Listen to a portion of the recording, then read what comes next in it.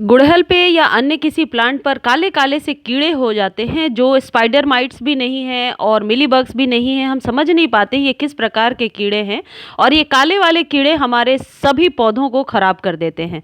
गेंदे के पत्तों में तो अक्सर आप देखेंगे कि इस तरीके से कुछ पत्ते ब्राउन से हो रहे हैं, ये सूख रहे हैं या कौन-सा कीड़ा है। ऐसे ही गुड़हल में आप देखेंगे कि बहुत सारे काले-काले कीड़े लगे हुए हैं। कलियाँ तो बन जाती हैं लेकिन कली को फूल बनने के लिए वो कीड़े रोकते हैं।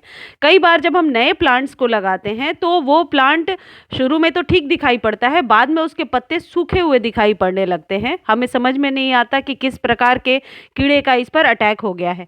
आज के वीडियो में मैं आपको ऐसे फर्टिलाइज़र के बारे में बताने वाली हूँ जो पूरी तरीके से होममेड है, ऑलमोस्ट फ्री है, सभी के घरों में होता है और इस फर्टिलाइजर से आप अपने पौधों को कीड़ों से तो बचाएंगे ही साथ ये प्लांट ग्रोथ रेगुलेटर की तरह काम करेगा।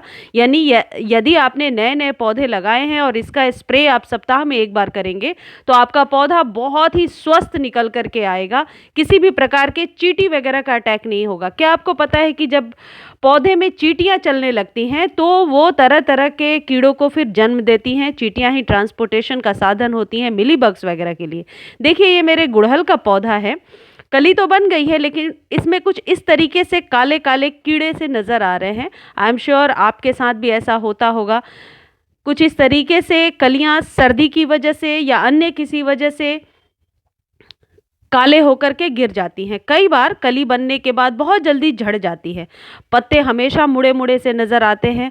आप इस फर्टिलाइज़र को सप्ताह में एक बार दीजिए, आपका इस तरीके का जो भी प्रॉब्लम है वह सॉल्व हो जाएगा। देखिए ये कैलेनकोई है, इस फर्टिलाइज़र को आप कैलेनकोई में भी दे सकते हैं, जड़ों में डाल सकते हैं, हर प्रकार के पौधे को दे सकते हैं। ये बेगोनिया है, सब में फ्लावरिंग बहुत ही अच्छी हो रही है। सिर्फ उस गुड़हल के कली में एक छोटी सी प्रॉब्लम देखने को मुझे मिली है। ये है लहसुन। लहसुन हम सबको पता है पूरी तरीके से ऑर्गेनिक है और ये गर्माहट पैदा करेगा सर्दी में आपके पौधे में। और लहसुन एक एंटी ऑक्सीडेंट एंटी बैक्टीरियल की तरह काम करता है, यानी कि इस लहसुन की वजह से आपके पौधों को कीड़ों से बचाया जा सकता है। अब ये लेना कितना है? यदि मैंने 5 के करीब लहसुन की कलियां ली हैं, ये 10 गमले पर आराम से चलेगा। आप इसकी मात्रा 1-2 ऊपर नीचे कर सकते हैं यदि प्रॉब्लम ज़्यादा है।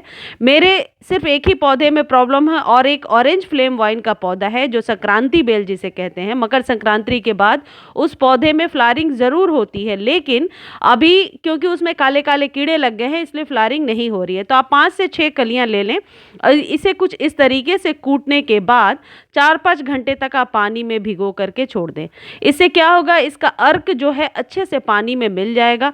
फाइनली हमें इसके पेस्ट को ही चाहिए। आप चाहे तो मिक्सी में पीस सकते हैं, पीस करके इसका रस निकाल सकते हैं, लेकिन ये तरीका भी अच्छा है।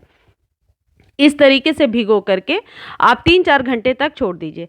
लहसुन में वो गुण होते हैं, इसके स्मेल से जिनके गार्डन में गिलहरियाँ वगैरह आ जाती होंगी, चूहे बहुत आते होंगे, इसके स्मेल से भागते हैं।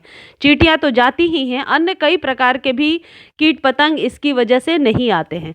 मैं लास्ट में लहसुन का एक और उपाय बताऊँगी जिससे बहुत आसानी से आप जिनके गार्डन में चींटियाँ बहुत हो गई हैं, जिनके पौधे में हर वक्त चींटियाँ चलती रहती हैं, उनको राहत मिलेगा। या स्पाइडर माइट्स का अटैक बहुत है उससे भी राहत मिलेगा। ये एक नेचुरल तरीके का पेस्टिसाइड है जिसका आप स्प्रे भी कर सकते हैं।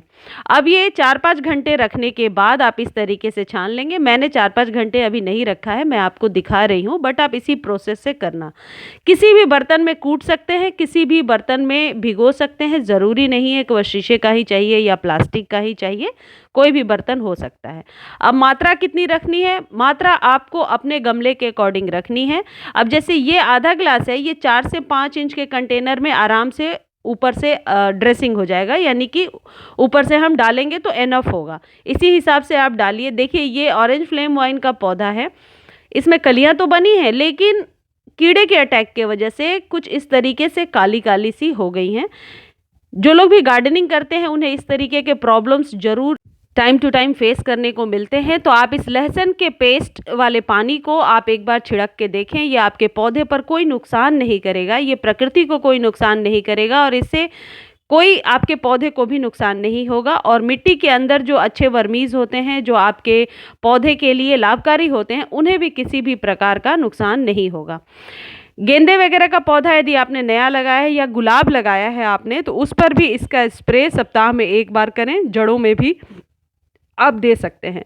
पिटूनिया या सर्दियों के जितने भी पौधे हैं उन्हें भी आप दे सकते हैं। सप्ताह में 1 बार ही देना है। जब कभी भी हम फर्टिलाइज़र देते हैं, एक गैप को मेंटेन करना चाहिए। गैप मेंटेन करने से मिट्टी एसिडिक नहीं होती है, यानी कि मिट्टी को इतना टाइम होता है कि वह जो कुछ भी आपने दिया है उसे अच्छे से इनटेक कर सके। देखिए, ये कैलन-कोई का पौधा है, इतना छोटा है। ये डंठल मैंने कट करके लगाया था और इसमें 3 कलियाँ बनी हैं। तो जितने भी आप जर्मिनेशन के लिए अभी फैब में आप डालेंगे, उनको भी आप इससे स्प्रे कर सकते हैं। दूसरी चीज़ है ऑनियन पील। 2 प्याज के छिलके ले लीजिए, करीब आपके 8 से 10 गमले के लिए बहुत ही सही रहेगा। सिर्फ छिलके को लेना है और इसे भिगो करके ओवरनाइट छोड़ दीजिए। प्याज के छिलके के बारे में मैं बहुत बार बता चुकी हूँ।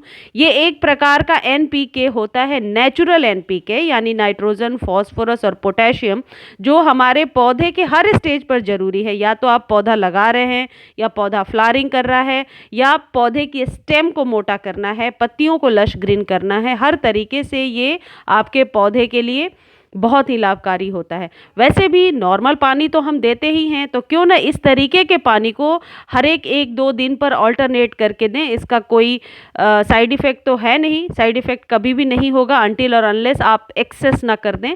और किचन से निकलने वाली चीज़ है, हम फेंक ही देते हैं। अब आप सोचेंगे कि यदि इसके पानी को यूज़ कर लिया तो अब उस बचे हुए प्याज के छिलके का क्या करेंगे।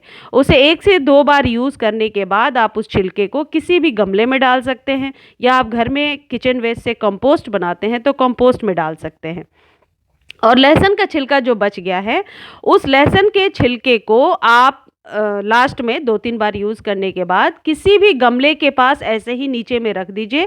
2-3 दिन तक ऐसे ही छोड़ दीजिए। देखिएगा आप उस गमले से जो चींटियाँ वगैरह हैं वो एकदम भाग जाएंगी। फिर उसको उसी मिट्टी के नीचे दबा दीजिए। अब आप सोचेंगे क्या दोनों को साथ में देना है? साथ में नहीं देना है दोनों को। मान लीजिए आज के दिन यदि लहसुन वाला दे दिया तो 3 दिन के बाद फिर ये प्याज वाला पानी दिया। यदि एक साथ देना चाहते हैं तो दे सकते हैं, इसका कोई साइड इफ़ेक्ट नहीं होगा। इससे ऊपर से आप वाटरिंग कर दीजिए। और प्याज के छिलके को ड्राई करके आप चाहें तो डायरेक्टली मिट्टी में भी डाल सकते हैं। अब इस तरीके से 2-3 बार यूज़ करोगे तो ये प्याज के छिलके बच जाएंगे। अब आप क्या करेंगे, इसका या तो कंपोस्ट बिन में डाल देंगे, या फिर जैसे मैंने बताया है इस लहसुन का कि गमले में ऐसे ही रख देना है। आप मिट्टी के नीचे प्याज के छिलके को दबा दीजिए, वो धीरे धीरे डिकम्पोज हो जाएगा और मिट्टी में मिल जाएगा। प्याज के छिलके में जो लाल कण होते हैं वो आपके पौधे के लिए बहुत ही ज़रूरी होते हैं। बहुत ही ज़रूरी मात्रा में मिनरल्स और जिंक, आयरन देते हैं। सर्दियों में हमारे पौधे की पत्तियां जो हैं वो इसलिए ऐसी मुरझाई हुई सी नज़र आती हैं क्योंकि आयरन की कमी हो जाती है। देखिए, ये लहसुन को इस तरीके से मैंने रख दिया। अब आप इसे 2-3 दिन तक छोड़ देंगे ऐसे ही, उसके बाद मिट्टी के अंदर ही दबा देंगे। इसका कोई साइड इफ़ेक्ट नहीं होगा और इसके फ़ायदे बहुत सारे हैं।